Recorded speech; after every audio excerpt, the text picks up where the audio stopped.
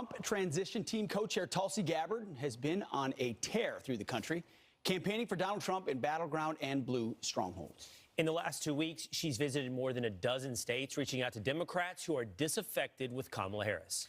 Here to tell us what she's seeing and hearing on the ground is Tulsi Gabbard. Tulsi, so great to have you on this morning. Thanks for joining us. Good morning. Good to see you. Thank you so much. So it's been fascinating to see how the Trump campaign is being very strategic about how they're using you and RFK and deploying you out to places that are blue, like in Wisconsin, in that Madison area.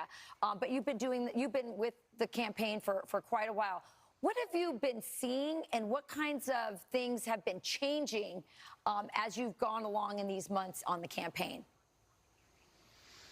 Well, there's a lot of energy building, that's for sure, and it's palpable on the ground. I just want to share some of the really incredible and unique experiences we've had. That event that we just held in Madison, Wisconsin a few days ago. At every one of these events that I've been doing with Bobby Kennedy, I ask the audience, raise your hand if you're a Democrat or a former Democrat. And in almost every event, somewhere between 35 to 50% of the room will raise their hand. It was no different in Madison. The cool thing was this, though, when their hands went up, there was probably a couple thousand people in the hall there.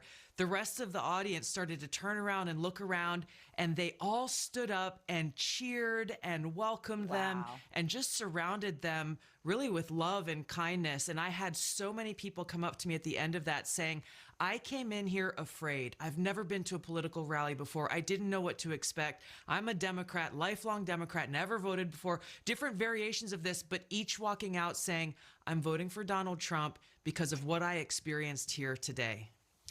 You know, Tulsi, when Mark Cuban says Donald Trump doesn't like to surround himself with smart, intelligent, independent women, it's hard not to see that's a direct shot at Kellyanne Conway, Kayleigh McEnany, Linda McMahon, a whole host of other women as well, including you, Tulsi. It seems like it's a direct shot at someone like you. You know, there's actually something much darker that he is implying there, because the premise of his statement is that he believes that Liz Cheney and female warmongers like her are what defines strong women. They are hypocrites and cowards, because when you look at people like Liz Cheney, she is eager to send our troops into harm's way. She is eager to advocate for more stupid wars, but she and other warmongers like her will never volunteer to put their lives on the line for these military adventures they're advocating in.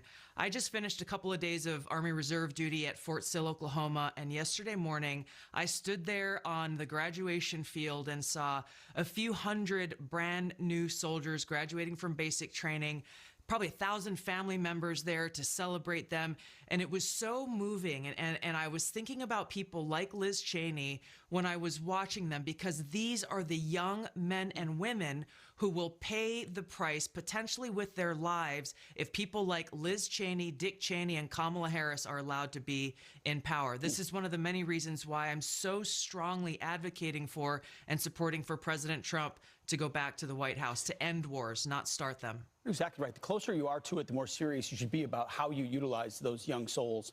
Tulsi, real quick, where are you going in the closing days? Where will you be hitting the trail on behalf of the campaign? We got about 72 hours until Election Day. I was just looking at the schedule. I will be in Georgia later today, Pennsylvania, Wisconsin, Michigan, and North Carolina before Monday night. For Monday night. All right. There we go. Well, thanks for being with us this morning, Tulsi. We appreciate you being on Fox Thank you so much. Good to see you. Thanks, Tulsi.